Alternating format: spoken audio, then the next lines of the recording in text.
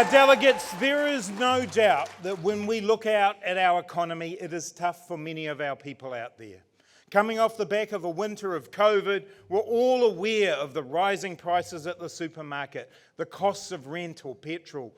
We can all see on the news the war in Ukraine or the lingering impacts of COVID, the global inflation pressures and the political conflicts that are around the world. I was in Washington, DC a couple of weeks ago meeting finance ministers from around the world, and each and every one of them is facing these economic challenges. It might be an energy crisis or a recession for many, geopolitical tensions for others. In the UK, inflation is above 10% and it's heading higher. In the US, it's over 8%. Across the OECD, it's hitting 10%. Here, we look like we've peaked at just over 7%. As Finance Minister, I can understand that the world looks like a scary place. I wake up every day thinking about the challenging times in which we are living and the buffeting that our economy and our people are receiving from these forces. But there's something I know to be true. A Labour government is supporting Kiwis through this time, just as we did through COVID. Aotearoa New Zealand is resilient. We've shown that when we stick together, we can take on any foe. We've got the innovation, the talent, the resources to get through this period and to thrive and grow. And amidst the challenges lie great opportunities to build our nation, to be more strong, more caring, and more prosperous. And I also know this, my friends, it's only with Labour in government that that is going to happen. And as we face these challenging economic times, we know that we have a better starting point than most other countries. Now, you don't need to take my word for that. That's a message that's been given to us by the IMF, the OECD, the major credit rating agencies who've either improved or maintained our ratings through the COVID pandemic. Now, that starting point that we have comes from a simple proposition. While there was no COVID playbook, we trusted in our values. We trusted in our well-being approach. We knew that the best economic response was a strong health response. Go hard, go early, save lives and save livelihoods. There were no costless decisions in COVID, and we will never try to claim perfection, but delegates, I am proud of our COVID response.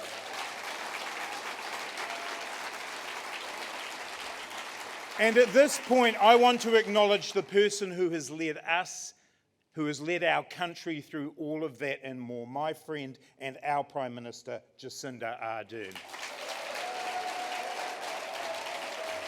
I've been fortunate enough to have travelled overseas a couple of times this year, and without fail, everywhere I've been, from Birmingham to New York and everywhere in between, people wanted to tell me how much they appreciate the empathy, the leadership, and the plain old common sense that Jacinda has shown. We are in the strong position we are to deal with all that the world is throwing at us right now because of you, Jacinda. And we are so grateful for your leadership, your wisdom, and your kindness. Now, having given Jacinda a big rap at this point, she's about to walk out of my speech because she is such a hard-working person that she has to go off and do some interviews. But so when it's a walkout, it's not really a walkout. It's just Jacinda doing it. Delegates, this week we again saw the strength of our starting point for facing this crisis. A near record low unemployment rate in New Zealand of 3.3%. In the past 3 months, 35,000 more people went into jobs.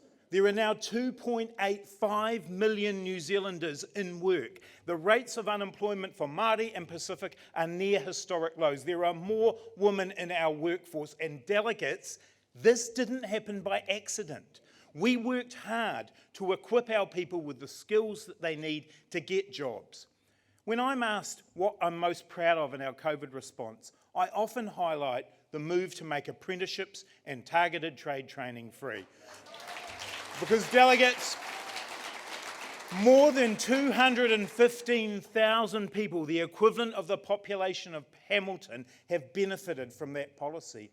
Now, I hear some economists and some politicians even saying that we should somehow work towards higher unemployment. Well, you will never hear me apologise for the low rate of unemployment or for getting people into work. And the other day, I read the story of Riley Crump Schroeder, who recently got a job as a digger driver. He's loving his job, and here's what his mum had to say about it in the newspaper. How embarrassed was Riley, but I'm sure it would be great.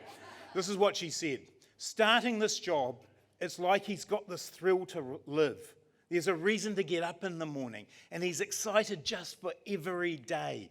That's what his mum said. Work's about more than just getting paid. It's about dignity. It's about feeling part of something more than yourself. And Labour is and always will be the party of decent work.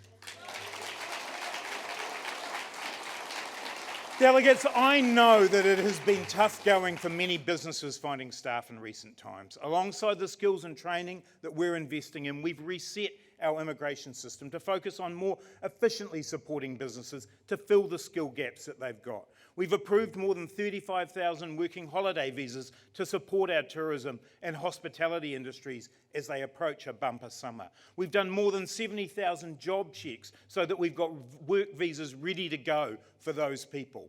So we face these challenging times with New Zealanders in work, but we also do it with wages growing. Average ordinary time hourly earnings are up 7.4% over the last year. That is the largest rise in the history of that particular record. And we've got other reasons to feel optimistic. Our level of public debt is among the lowest in the OECD. Our economy is nearly 5% bigger than it was before COVID. Our export performance has held up. The world wants to buy what New Zealand is selling. New Zealand is in demand and our economy is strong. Now, I appreciate that this strong starting point does not translate to every business or every family in our country as they face the rising cost of living. That's the reason why we've stepped up to support New Zealanders. It's why we lifted benefits in 2020, 2021 and 2022. Hundreds of thousands of families are better off by an average of $181 a week since we came into office. We've boosted the family tax credit, we've lifted the minimum wage, we've provided the winter energy payment, the cost of living payment, we cut fuel tax and we provided half-price public transport and more. We are looking after New Zealanders. Now, I recently heard Christopher Luxon say that tax cuts were not the only way to support low and middle income people. Well, congratulations for working that one out, Christopher. But here's the rub. Every one of those initiatives that I've just mentioned was opposed by National. Every chance to support lifting wages and protect working people, they've opposed. And didn't we see that when National opposed the Fair Pay Agreement legislation a couple of weeks back? For me, the passing of that law was about something very important. It was about dismantling the system that National put in place in the early 1990s that was designed to drive down the wages and conditions of working people. And our government, a Labour government, has turned that on its head. So some of our lowest paid workers, our essential workers, now have a fair chance at bargaining for fair pay. That, delegates, is something to be proud of.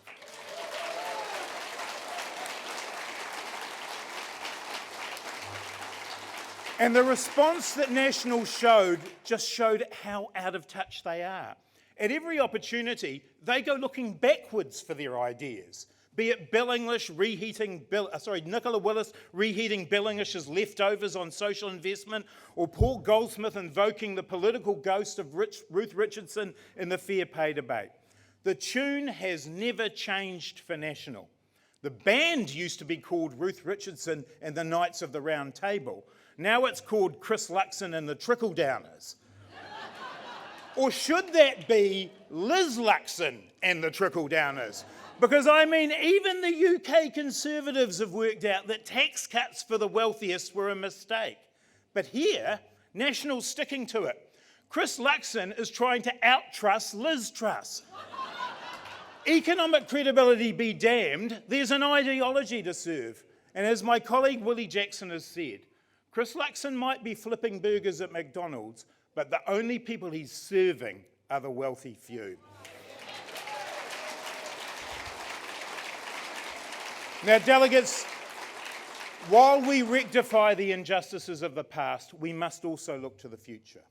While we support people through the cost of living increases, we must lay the groundwork for higher wage jobs. While we ensure a strong fiscal position, we must invest in low-carbon, climate-friendly policies, because these challenging times do have in them opportunities. Taking action on climate change is a moral and environmental imperative, but it also turns out to be an economic one too.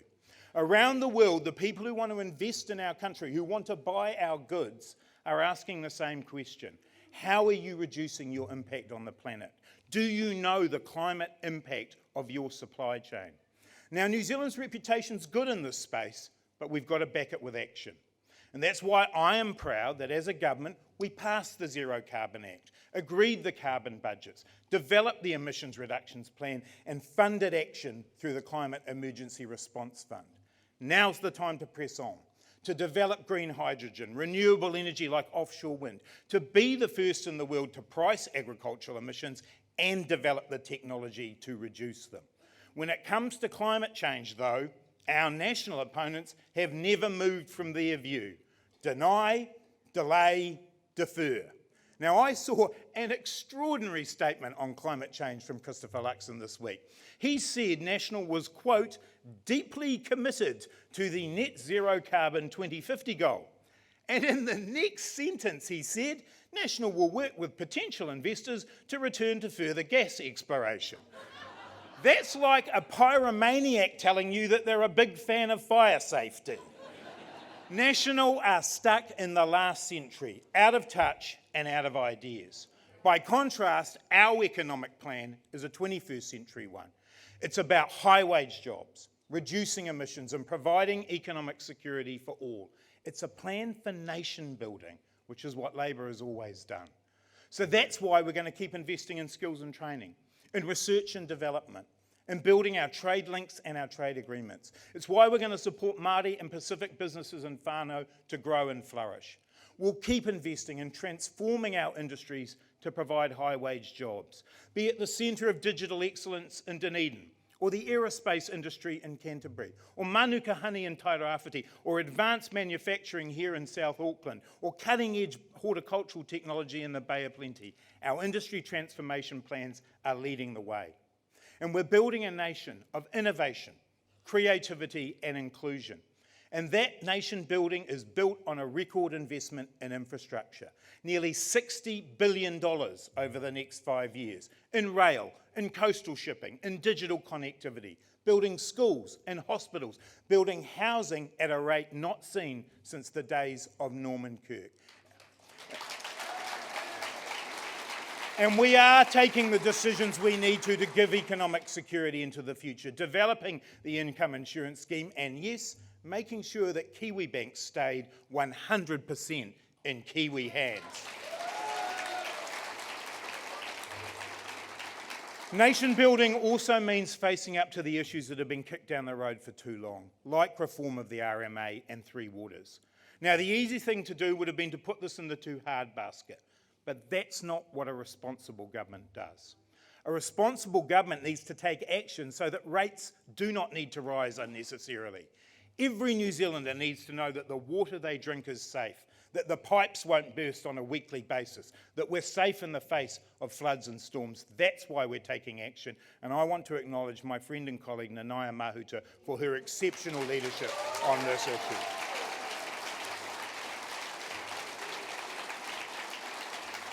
Delegates in government, we've got used to taking tough decisions because there's been plenty of them over the last few years. And as we weather the economic storm over the coming months, we're going to need to make some more tough decisions.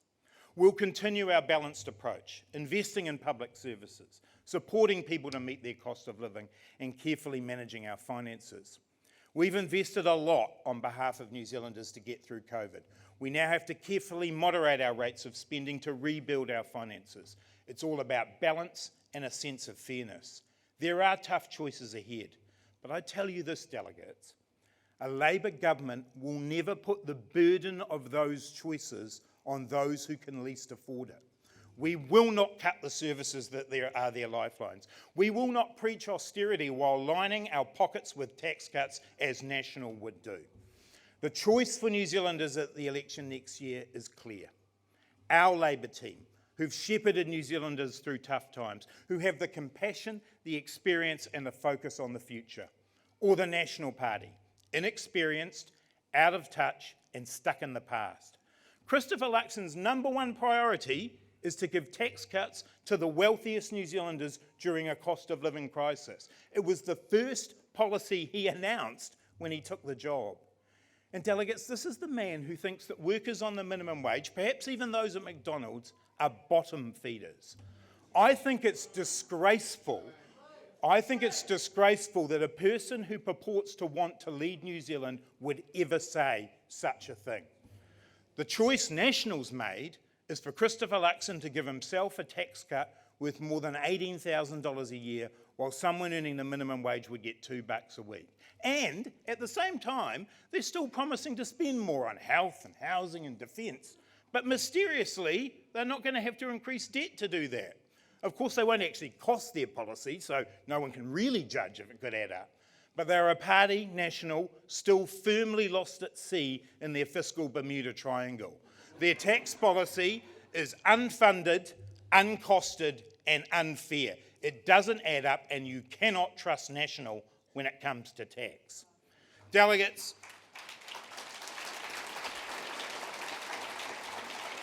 the National Party is doubling down on trickle-down. Their adherence to austerity economics would be dangerous for New Zealand.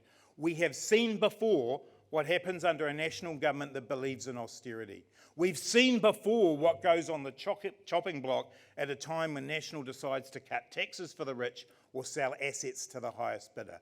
The cuts that National would make would have real-life consequences for New Zealand families and Kiwi kids. That's what's at stake next year. And so, delegates, this is my promise to you and to every New Zealander. Under a Labour government led by Jacinda Ardern, as we move on from the emergency COVID response and we go through these global economic challenges, we will be guided by our values as a Labour Party. The values that underpinned our response to COVID, our belief in social justice, in dignity, in fairness and equality. That's what will guide our decisions so that we can focus on what matters most for you and your family. We will be careful, we will be balanced, we will be fair. Kia mai, kia atawhai, kia kaha. Be bold, be kind, be strong. We've got this.